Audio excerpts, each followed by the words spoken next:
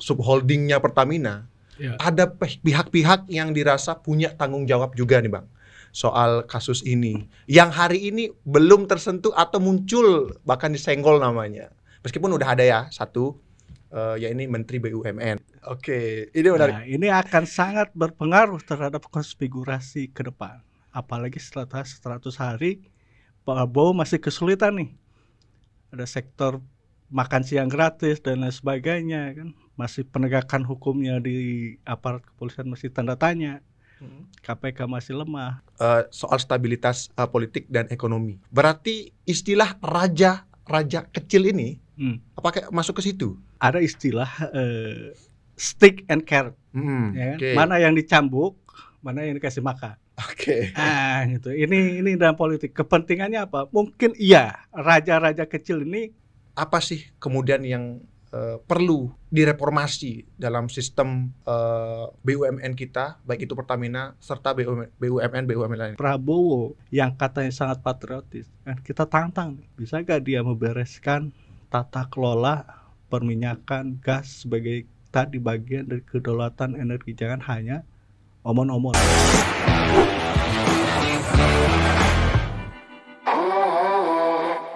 Oke, Bang Nur Azhari. Siap. Oke, terima kasih loh Bang udah mau datang lagi. Kita calling soal apa ya? Tadi pagi.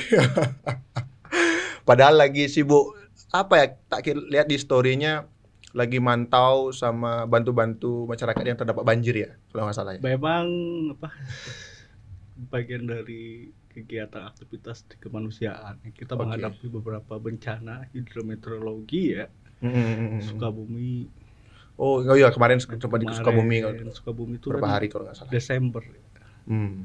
Dan kemarin kan Jabodetabek itu hidrometeorologi luar biasa, curah hujan tinggi, Jakarta, Bogor, Depok, Tangerang, lumayan daerah-daerah genangan. Ini keprihatinan juga, rakyat banyak yang susah, apalagi lagi bulan puasa. Iya. Tapi Bang, kita di sini nggak ngobrolin soal banjir ya. Memang itu jadi salah satu hal yang menjadi istilahnya perhatian lah hari ini yang memang harus segera ditangani, dan teman-teman dari organisasi, komunitas, baik aparat itu sudah banyak yang turun ya. Tapi di sisi lain, kita ini mau ngobrolin soal kasus korupsi tata kelola minyak mentah di Pertamina gitu. Nah, sebenarnya udah banyak yang bahas sih Bang, soal skemanya, modus operandi, siapa-siapa saja yang terlibat.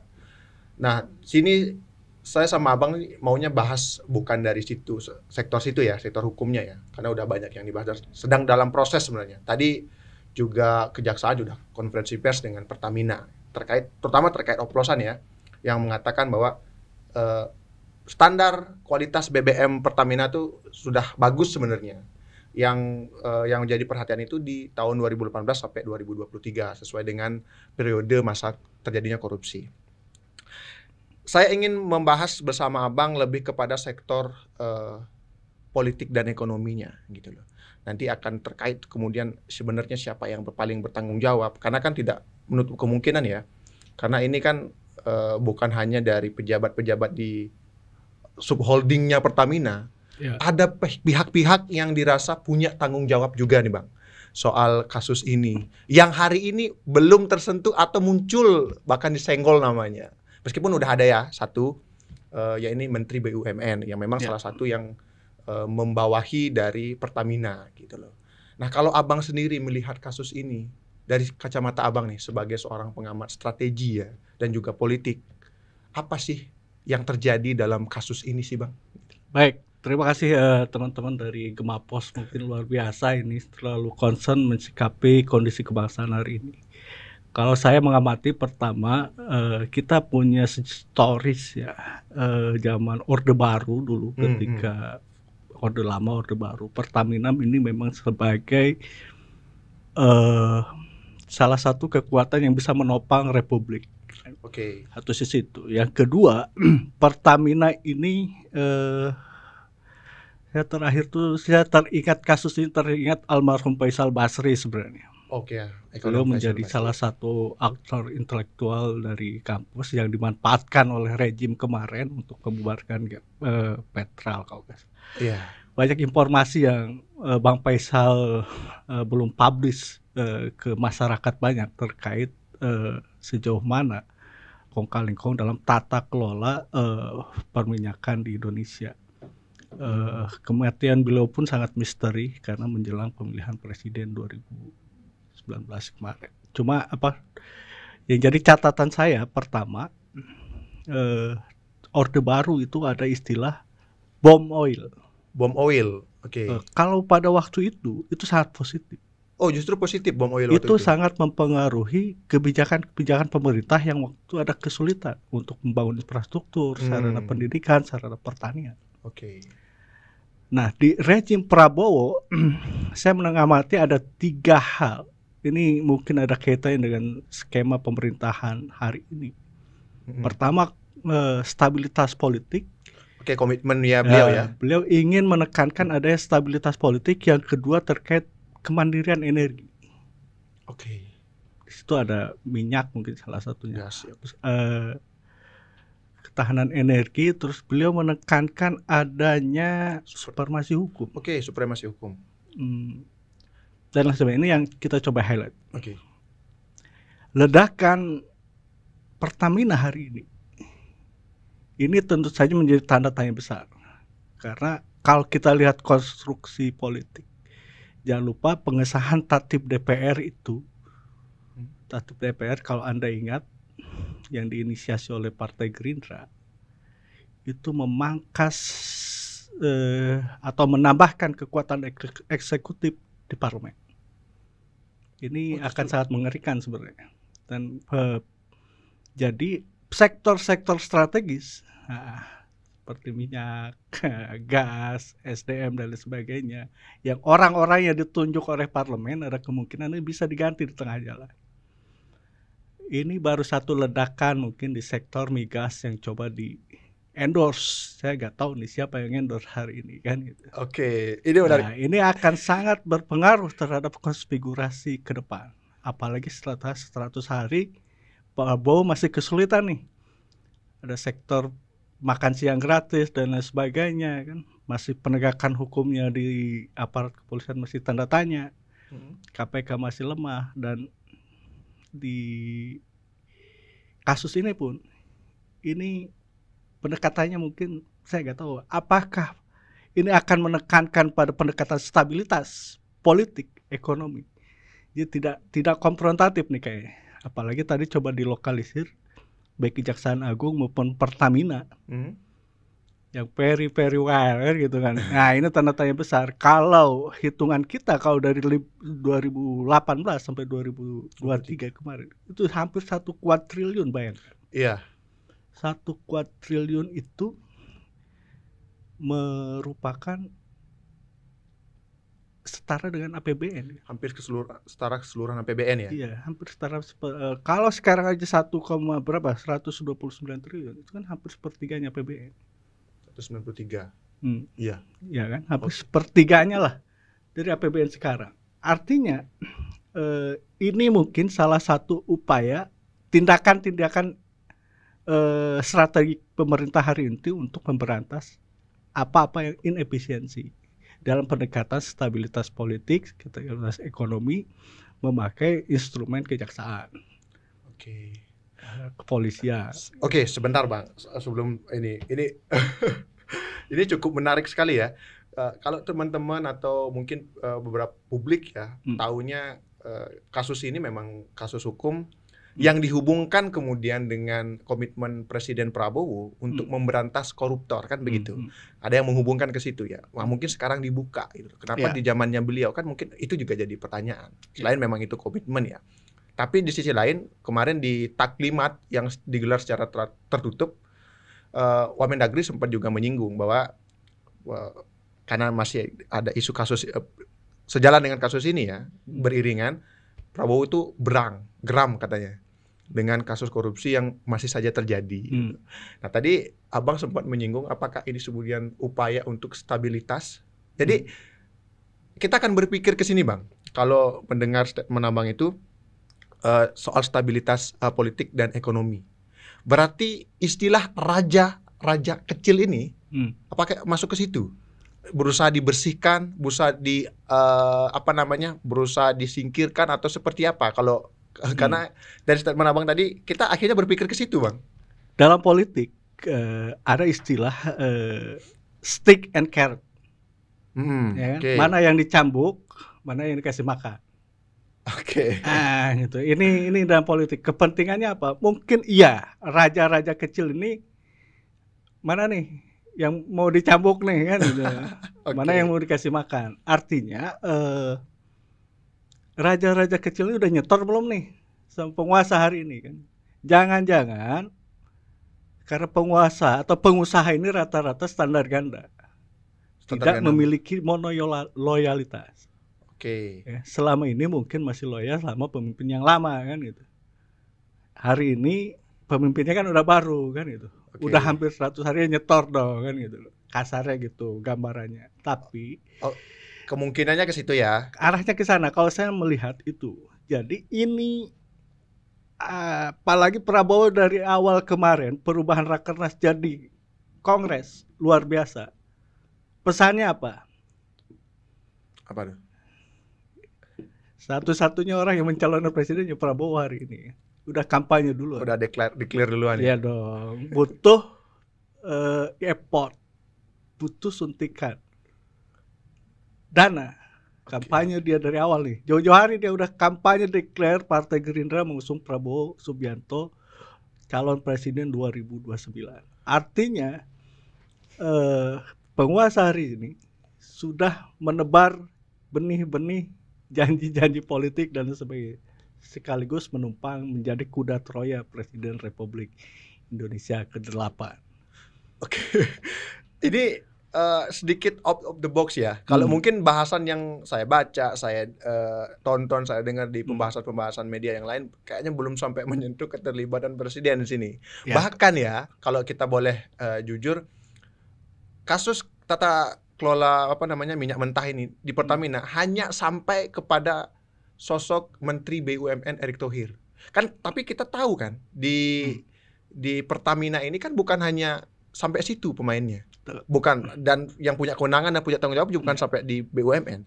Ada Kementerian ESDM, di BPH Migas, Dirjen Migas ya, BPH Migas, ada SKK Migas yang mengawasi ada yang dari hulu, ada yang di hilir. Gitu kan. Oke, sekarang kita coba petakan pelan-pelan ya konstruksi politiknya. Pemenang pemilihan legislatif itu siapa? Bukan Gerindra. Iya. Golkar, PDIP. Pak Bahlil posisinya sekarang menterinya apa? Menteri SDM. Kan? Oke. Bayangkan Golkar itu kekuatan politik anggap saya nomor 2 atau nomor 1 dalam koalisi Indonesia Merah Putih sekarang, Kim ya kan? Indonesia Maju ya. Koalisi Merah Putih ya. Oke, kabinet lah. Kabinet Merah Putih. Posisi Golkar yang seharusnya dominan dipangkas habis oleh Gerindra. Gerindra cuma berapa kursi di DPR. Tapi bayangkan, legislatif dengan tatip yang baru memiliki otoritas untuk pecat-mecatin nih kepala-kepala badan, lembaga maupun Panglima TNI, KPK dan lain sebagainya, Kejaksaan, Mahkamah Agung, itu bisa dipecat-pecatin sama DPR.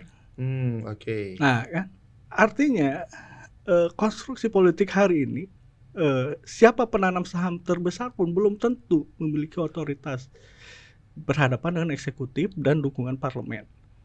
Dalam Gerindra, nah ini saya ngerinya, takutnya nih kasus ini ketika coba dibenturkan Golkar, lagi-lagi Golkar yang tidak dikasih dalam tanda petik informasi yang A1, malah menjadi tembakan atau sasaran dari ledakan bom ini.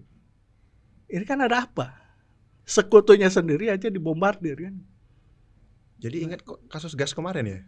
Baik kasus gas, kasus sekarang minyak ini kan. Ini sebenarnya tadi di dalam ini sepertinya sedang berperang dengan beberapa ledakan-ledakan kasus yang muncul hari ini. Satu sisi ingin memojokkan kekuatan politik internal seperti Pak Erick Thohir, partainya apa sih hari ini? Apa dia profesional murni? Basis di belakang Erick Thohir siapa? Partai, mungkin dia ke PAN. PAN. Ya kemarin kan yang PAN ini ngusung berapa kursinya kan? Ya nggak Nah, terlalu lah ya. artinya beberapa partai yang sudah diberikan wortel atau carrot sama Prabowo, dan ada partai juga yang dicambukin nih secara opini. Ini sedang dimainkan nih oleh penguasa hari ini. Karena dia punya kepentingan 2029 kembali mencalonkan, semudah-mudahan sampai dan umurnya panjang. Cuma dari konflik di dalam ini mengindikasikan dahsyat pertarungannya di kasus Pertamina ini. Oke, dalam beberapa hal ke depan saya melihat ini satu sisi peran tadi legislatif yang cenderung cooling down karena sudah merasa dilimpahkan ke Kejaksaan Agung. Ya. Dan coba dilokalisir hanya 1 tahun terakhir 2023 kalau nggak salah kan. Nah, ini ada apa? Sebuah rangkaian orkestrasi korupsi di Pertamina yang hanya dibatasi sama kejaksaan, hanya berani di 2023. Inilah yang menjadi rangkaian tadi terkait konfigurasi politik hari ini pasca 100 hari ke depan. Jaksa Agung ini kalau dia ke belakang siap-siap nih, dia juga dipecat nih sama DPR kan. DPR bisa ngambil ribuan atau ratusan alasan untuk memecat Kejaksaan Agung. Jadi posisi sekarang nih kayak Kopassus, ya kan? Anda diburu tidak hanya satu orang. Di belakang orang yang buru pun udah siap tuh sniper ini kan untuk mengamankan 2029. Itu gambaran besarnya. Oke, ini emang sampai apa ya? Ya wajar kemudian pola pemikiran atau statement Abang tadi muncul ketika kita melihat skema dan pola dari sudut pandang politik ya. Karena kalau kita juga boleh jujur, dalam setiap kasus yang ada di Indonesia yang terungkap itu seringkali berhubungan dengan political will, ya kan?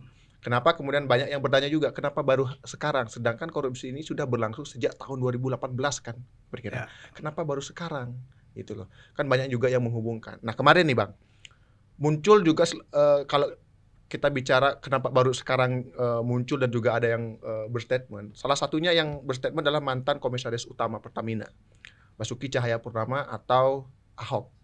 Yang kemarin kemudian banyak disorot karena statementnya di wawancara salah satu stasiun media, itu mengungkap banyak sekali hal-hal yang menurutnya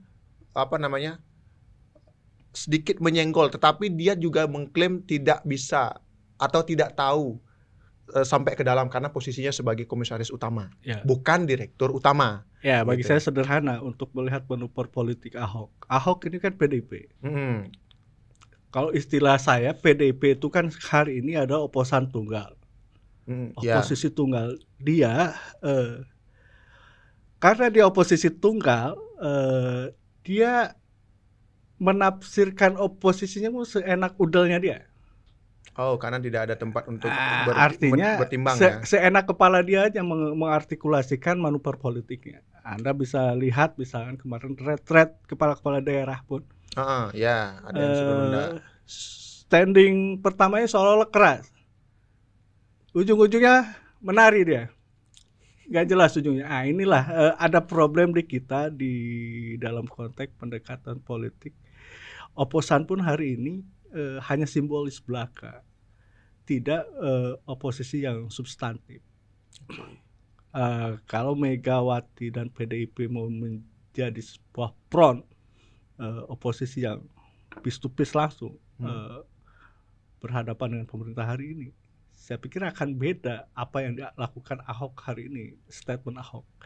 Bayangan saya kalau PDIP melakukan oposisi yang lebih substantif, dia harus membuat shadow government.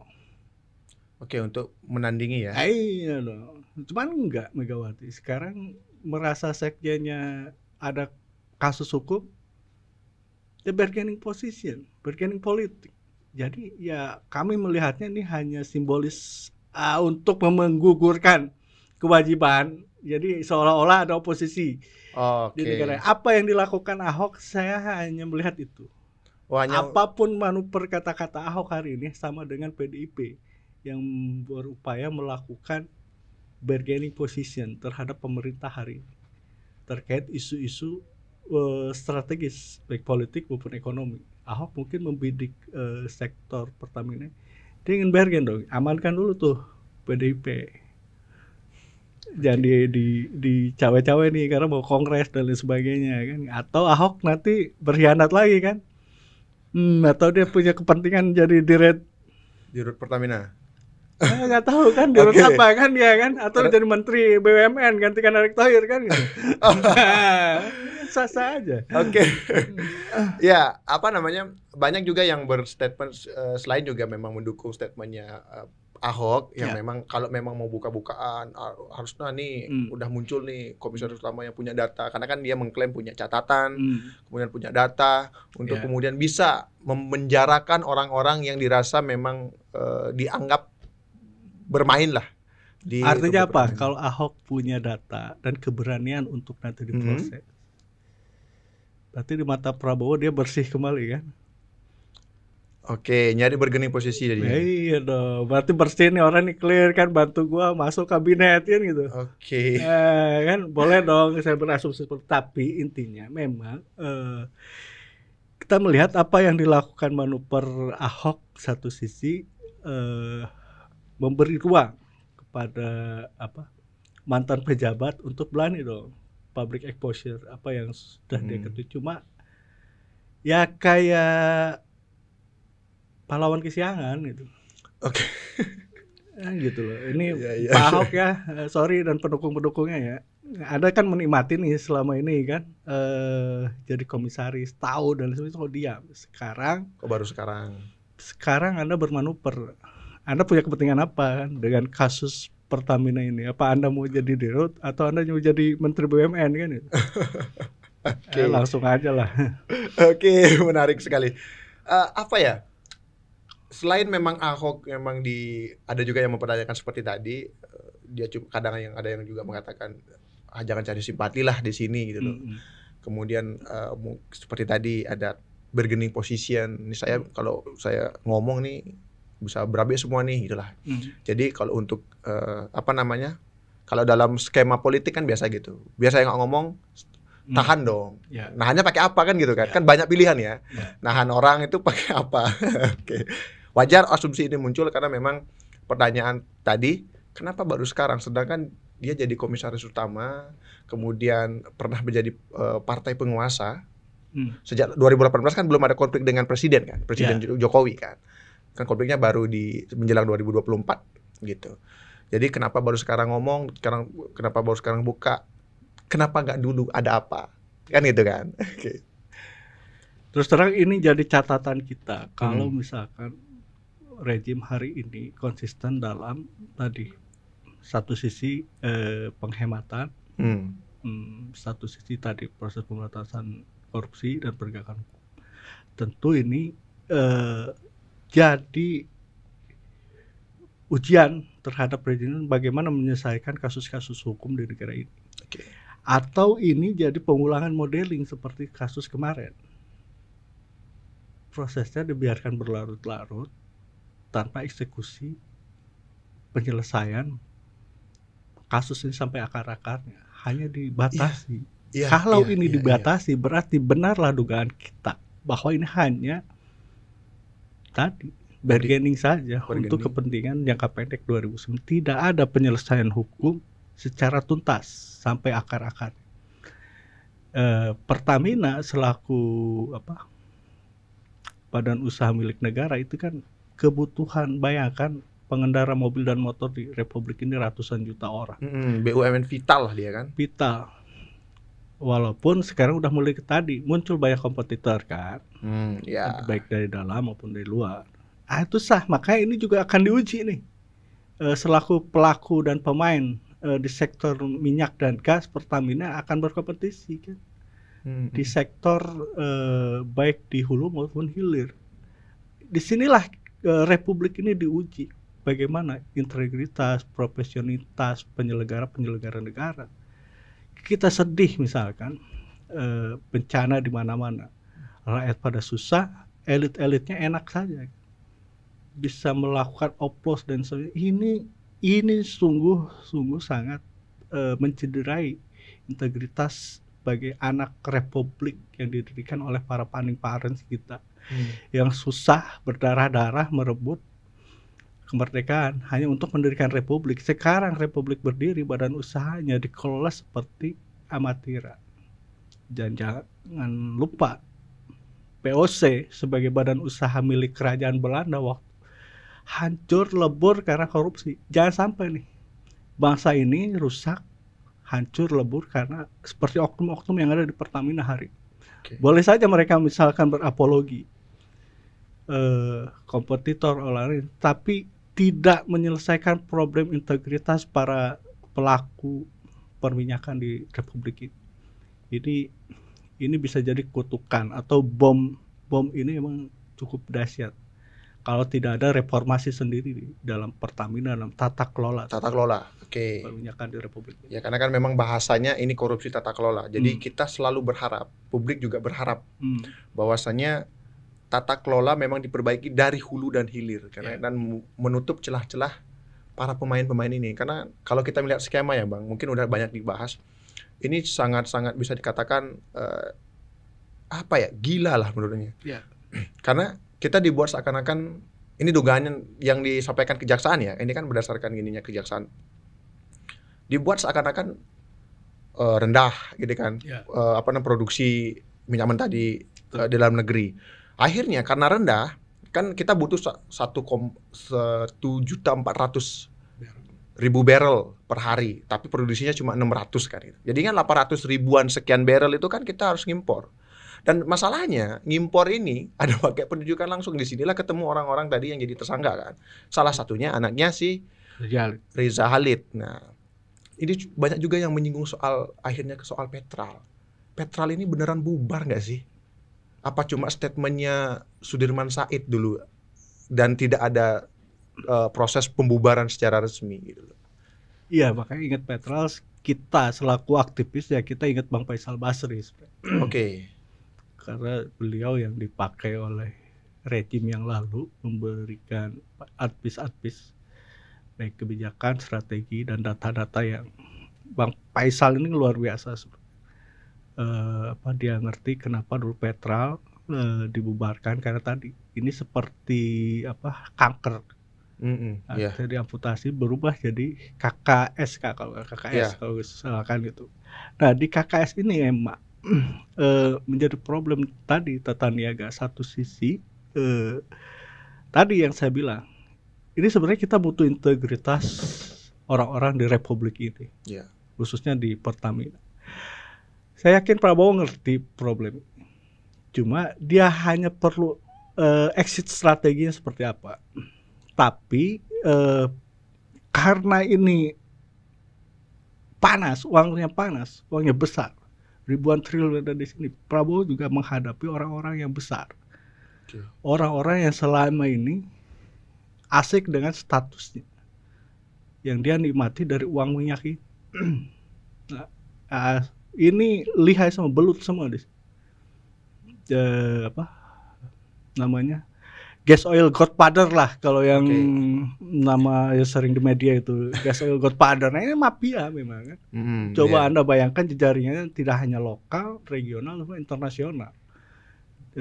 Tadi ini ada pengaruh globalnya, bagaimana menentukan harga dan lain sebagainya, bagaimana pola distribusi di sebuah negara. Nah, pemerintah atau Prabowo hari ini, kalau saya lihat kejepit hari ini. Satu sisi ledakan ini menguntungkan dia, satu sisi untuk proses pemberantasan korupsi. Satu sisi dia juga akan menghadapi delegitimasi oleh orang-orang yang selama ini menikmati bisnis minyak ini kan. Anda bayangkan bisnis minyak ini, waduh luar biasa raja minyak. Ada ketakutan musuh baru lah ya. Karena kalau komitmen kita bicara stabilitas politik, Ya, stabilitas ekonomi, ini kan pemain besar ya. betul. Kalau ini bergejolak, Nah, bahaya juga ya, gitu maksudnya. membahayakan. Makanya kemarin kan ada isu-isu gelap-gelap gitu kan. Nggak ya? Makanya ini bisa saling menunggangi. Dan ini ujian sebenarnya untuk rejim hari ini setelah 100 hari kemarin, dan Prabowo sudah melakukan konsolidasi dan kampanye deklarasi dari partai sendiri untuk kepentingan Pilpres 2029 dengan dukungan koalisi hari ini, dan masih coba mengotak-atik PDIP hari ini. Ini masih banyak agenda ke depan yang akan banyak bom-bom lagi yang meledak, saya pikir kan. Oke. Gini Bang, saya lagi teringat kembali soal soal momen bersih-bersih kan, komitmen bersih-bersih. Karena ada yang menanyakan di editorial kami juga sempat berbicara soal itu. Ini momen bersih-bersih atau cuma ganti pemain? Nah, ini kan jadi sebuah asumsi atau ketakutan yang juga kita mungkin, karena ini kalau bicara tadi uang besar, kemudian ada dilema di sini pemain-pemain besar, gitu loh. Kita paham lah, publik juga mungkin sering mendengar bahwa negara ini seringkali dianggap pucuk pimpinan tertinggi bisa saja presiden, tapi penguasanya belum tentu, kan begitu. Ada yang bilang konsep oligarki lah dan sebagainya. Apakah kemudian hari ini itu juga terjadi di rezim pemerintahan Presiden Prabowo hari ini? Dan hubungannya atau asumsi yang muncul bahwa ini kan apakah ini murni bersih-bersih seperti tadi, atau justru ada ketakutan ini bersih-bersih di tataran ini aja, lingkungan subholding, nanti ganti pemain. Kalau dan tata kelolanya nggak dibereskan atau tidak dilakukan reformasi, apakah seperti itu atau seperti apa kalau di pandangan Kalau kami melihatnya ini fase hibernasi sebenarnya. Hibernasi untuk ganti kulit kalau ular itu kan. Ganti kulit doang kan gitu kan. Jika memang tata kelolanya tidak dibereskan juga kan begitu. Betul. Satu sisi ada celah secara hukum ketika ini dilokalisir di kejaksaan. Kan apalagi sudah ke publik dibatasi ya kasusnya. Ini artinya apa kan? Artinya mungkin secara elit tokoh-tokoh kuncinya udah ketemu. Hanya yang dikedepankan ya kroco-kroconya saja. Direktur Pertamina Patraniaga termasuk kroco jadinya kalau dibanding. Kalau secara ini kan kecil semua itu. Kan itu hanya pion-pion aja kan gitu kan. Pion semua itu kan gitu kan. Ada yang lebih besar dari secara di luar kelembagaan yang mereka dorong untuk cuma kita yang belum kita lihat kan sebenarnya kompetitornya di 2029 nanti. Cuma itu nanti lah. Cuma Pertamina ini maksud saya kita ingin melihat bagaimana sebenarnya konfigurasi pemerintah hari ini menyelesaikan kasus. Satu tuh kan. Yang kedua, bagaimana dampaknya terhadap sokongan atau dukungan gerbongnya nih. Karena tawaran Prabowo dalam politik itu adalah koalisi permanen. Ya. Cuma saya nggak tahu nih yang belum permanen ini siapa kan. Kita baca kan Golkar kan gitu. Karena dapat serpihan terus nih, bola puntahan terus kan, seolah-olah Golkar ini ada kemungkinan bermanuver kan gitu. Menarik. Kan Pak Ketua Umum Golkar ini selalu mendapat muntahan bola muntahan. Saya nggak tahu nih Golkar ini mau diapain nih? Mau ditinggal atau masih mau di dalam kan gitu. Nah ini satu sisi tadi secara yudikatif mungkin penegakan hukum, polisi, kejaksaan satu sisi, parlemen seperti apa, di bawahnya kekuatan partai politiknya seperti apa. Kalau kita selalu dengar pasca Pilpres itu ada lebih 500 list nama-nama komisaris. Anda bisa mulai searching nih sekarang. Komisaris A, B, C, D sampai 500 itu dari partai mana aja kan. Nah, biar kita ngelihat pendekatannya hampir kena. Jadi apakah pendekatannya murni stabilitas seperti Orde Baru atau apa? Jadi ini akan mengulang proses konsolidasi demokrasi sebenarnya bagi kami. Concern pada aspek penegakan hukum, demokratisasi, dan kesejahteraan rakyat sipil. Nah, kalau masih polanya seperti ini, rakyat sipil hanya kecipratan bayarnya doang, nggak pernah menikmati kesejahteraan. Ini yang selalu dieksploitasi. Jadi jangan sampai ini kita ini seperti di Afrika Selatan dulu ada kebijakan apartheid. Ya, oke. Ini rakyat jangan sampai merasa dirinya seperti di Afrika. Bayangkan, walaupun konteksnya di sana rasial, cuma di sini warga negara kita ini tidak pernah mengalami posisi yang sejahtera, malah terus-terusan dieksploitasi, ditipu, dikorup. Ya. Nah, ini akan sangat berbahaya kalau kebijakan-kebijakannya atau pemerintahan seperti kebijakan-kebijakan apartheid yang hanya menguntungkan segelintir elit yang kalau saya melihatnya ini hanya hibernasi aja, hanya ganti kulit aja. Nah, ini jelas-jelas apartheid, dan ini akan memicu konsolidasi kekuatan rakyat atau pro demokrasi untuk melawan ini. Jadi ini juga PR bagi pemerintah ke depan, jangan sampai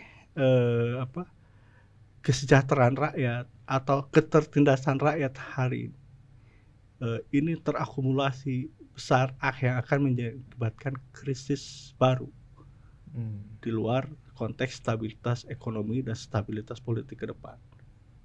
Oke. Dalam juga ya akhirnya ya.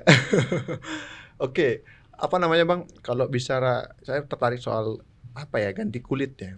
Karena itu juga jadi sorotan kami untuk kemudian seharusnya ini jadi momentum bersih-bersih ya. Bersih-bersih untuk memperbaiki tata kelola dari sektor energi, dan Pertamina jadi salah satu BUMN yang cukup dan paling vital kalau bisa dikatakan di Indonesia untuk kemudian menjadi penyokong utama APBN, kan begitu. Yeah. Dari penghasilannya, meskipun yang masih besar ya dari pajak. Yeah.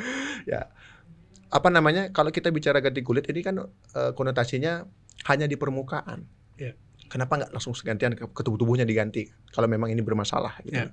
Nah, itu kan jadi ketakutan juga, karena memang kalau kita bicara tata kelola dari hulu ke hilir itu harus beres ya. Jadi harapan untuk kemudian mencegah tadi masyarakat terus jadi korban yang tereksploitasi, sedangkan para elit-elitnya menikmati di atas, kan begitu. Nah, bicara soal elit, Bang, kita percaya bahwasan salah satu tersangka itu anak dari mantan elit perusahaan minyak lah, pengusaha minyak, Risa Khalid, dan anaknya kan jadi tersangka nih.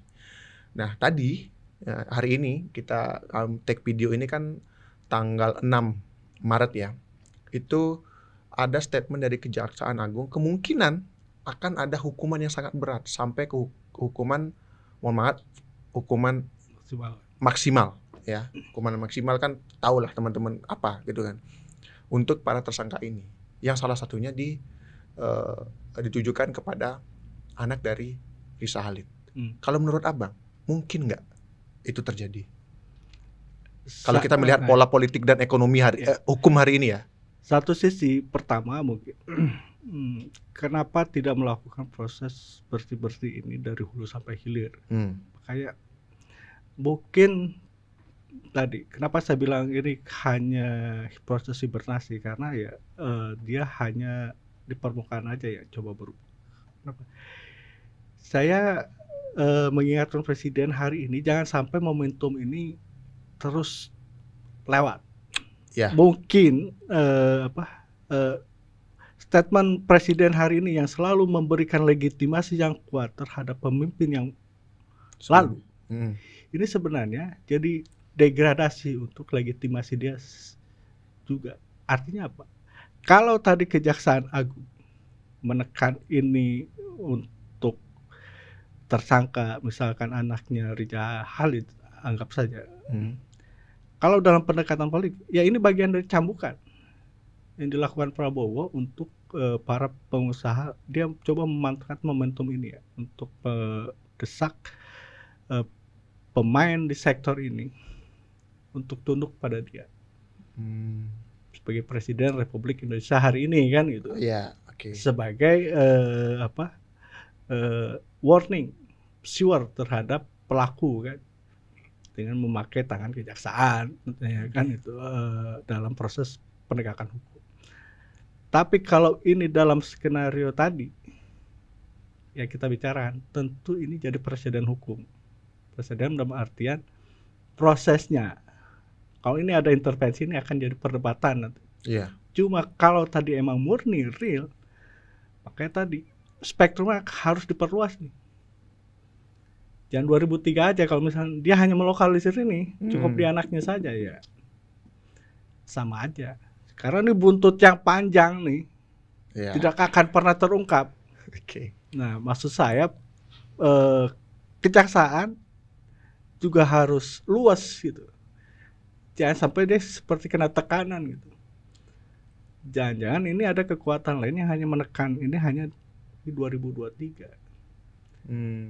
Jadinya semacam permukaan saja. Ya, kejaksaannya harus luas.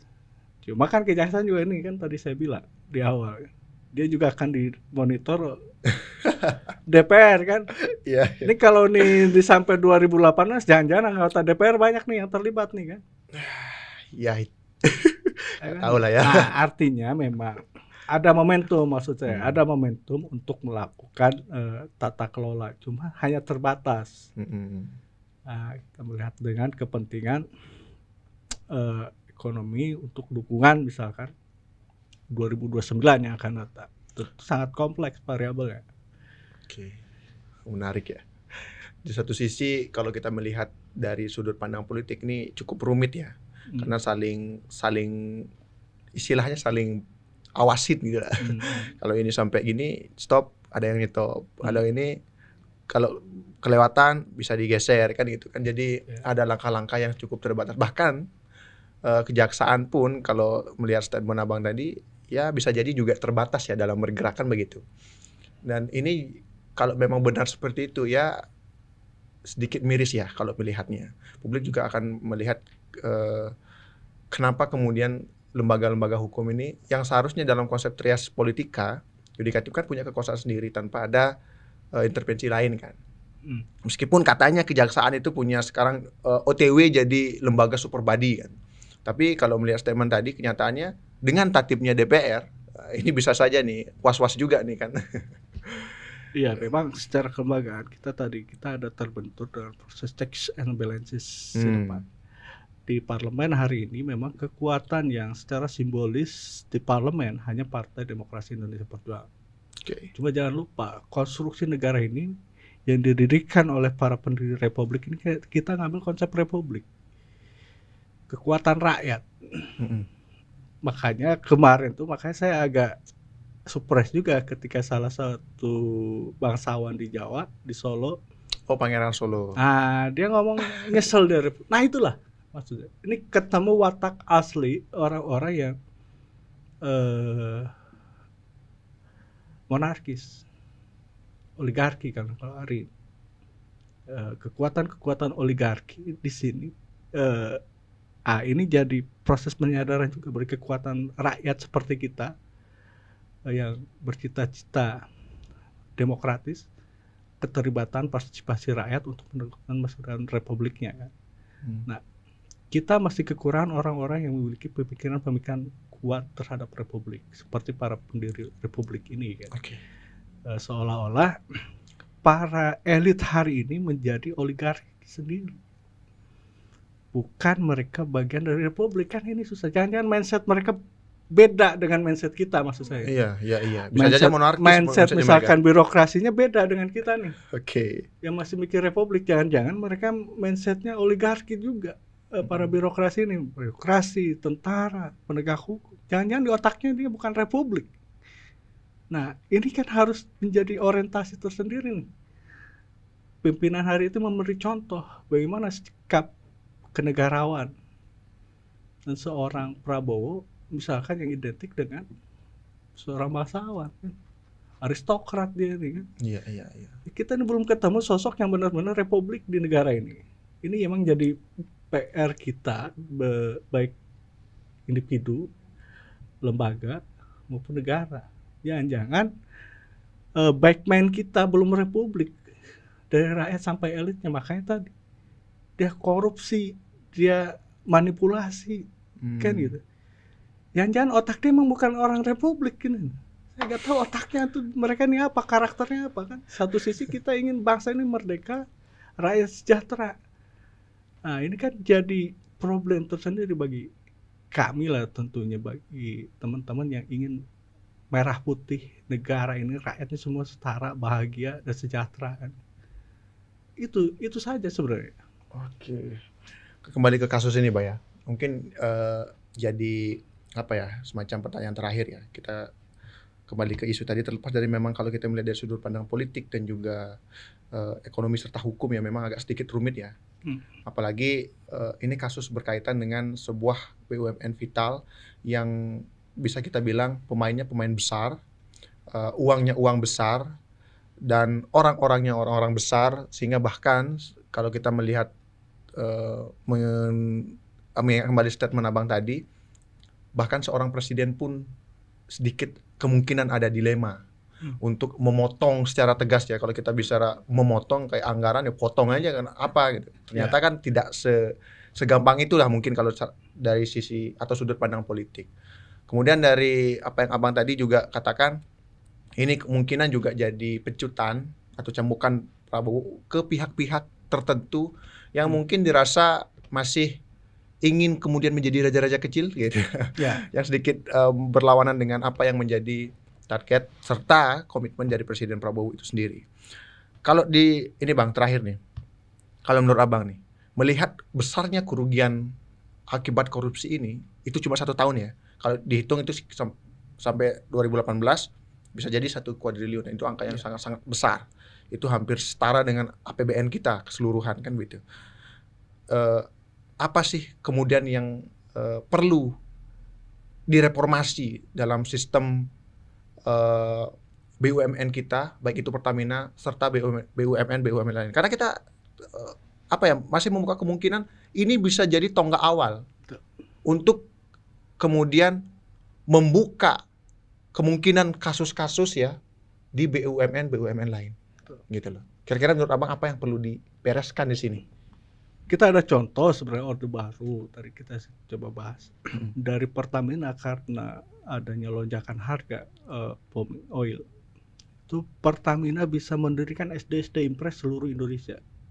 Bayangkan kan gitu. Orang-orang sekarang mungkin anak-anak generasi SD Impres mungkin itu mungkin generasi bapak-bapak kalian lah ya. Generasi SD Impres kan gitu. Irigasi. Infrastruktur jalan. Nah sekarang Presiden dilema menghadapi kondisi rakyat yang susah, krisis ekonomi, inflasi yang tinggi dan sebagainya. Dia harus mengambil sikap hari. Memang taruhannya besar.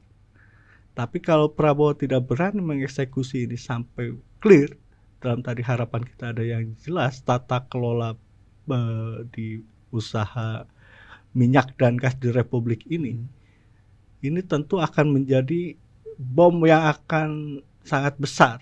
Karena apa? Dari sektor energi hulu dan hilir kita juga akan berhadapan dengan baik misal kompetitor negara tetangga Petronas atau kompetitor di negara luar, Shell dan sebagainya. Kalau mereka lebih siap, habis nih Pertamina. Kita tidak punya lagi kebanggaan sektor minyak dan gas rakyat Indonesia, apalagi ada sentimen ini akan digeser nih, kepercayaan publik, trust, kepercayaan publik terhadap minyak, bahan bakar, ya bergeser akhirnya kepada orang atau lembaga atau perusahaan yang memiliki kredibilitas. Ini kan wilayah kredibilitas, kepercayaan masyarakat untuk bagaimana tadi semangat nasionalisme, kepemilikan, kecintaan terhadap Republik ini kan. Ini bagian yang terintegrasi maksud saya dalam tata kelola usaha-usaha yang strategis hak hidup rakyat banyak. Ya ini yang selalu menjadi PR. Prabowo yang katanya sangat patriotis, kan kita tantang nih. Bisa gak dia membereskan tata kelola perminyakan gas sebagai tadi bagian dari kedaulatan energi, jangan hanya omon-omon lah bahasanya. Oke. Tapi dia harus bergerak sistematis, terukur untuk mengembalikan tadi kedaulatan dalam pengelolaan energi, baik berbasis pada sumber daya dalam negeri. Karena jangan lupa kita punya blok Masela dan lain sebagainya yang punya potensi minyak yang celah yang cukup besar. Cuma tadi ada orang-orang brengsek nih kan di Ya, Pertamina yang mencoba tergantung pada impor kan gitu. Ya ini emang harus dibereskan. Kalau tidak ya jangan berharap Prabowo bisa leading di 2029 itu saja. oke, menarik. Terima kasih, Bang Nur Azhari. Apa ya? Jadi itu tadi kawan-kawan obrolan kita terkait dengan kasus korupsi tata kelola Pertamina Patra Niaga ya, yang hari ini sedang heboh dan ramai diperbincangkan. Dan kita membahas dalam sudut pandang politik ya, lebih banyak. Karena memang kalau kita bicara penanganan hukum ya bukan rahasia umum lagi, kita berasumsi selalu berkaitan dengan pergerakan atau dinamika politik.